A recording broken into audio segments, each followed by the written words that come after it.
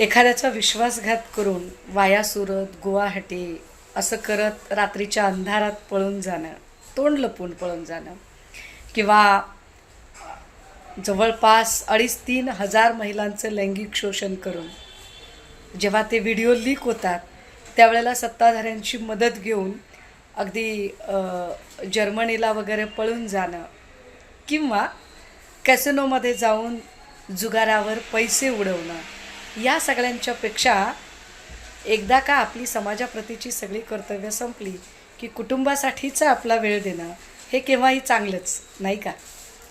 पण सन्माननीय मुख्यमंत्री महोदयांना जर ही सगळी फिजूल कामं वाटत असतील आणि महत्त्वाची कामं काही त्यांच्याकडे असतील, तर याचा अर्थ सन्माननीय मुख्यमंत्री महोदयांना अजूनही कुटुंब म्हणजे काय असतं, कुटुंबाची जबाबदारी काय असते हे काही कळलेले दिसत नाही आहे. अरे हो, विसरलेच की मी. कारण ज्या अर्थी त्यांना स्वतःच्या मुलाला साधं हॉस्पिटलही टाकून देणं शक्य झालं नाही, त्या अर्थी मुख्यमंत्री महोदयांना आपल्या कुटुंबाप्रतीची जबाबदारी कळलीच नसेल. आणि ज्यांना कुटुंबाची जबाबदारी कळत नाही ते राज्याची जबाबदारी तरी कशी उचलतील बरं? असं.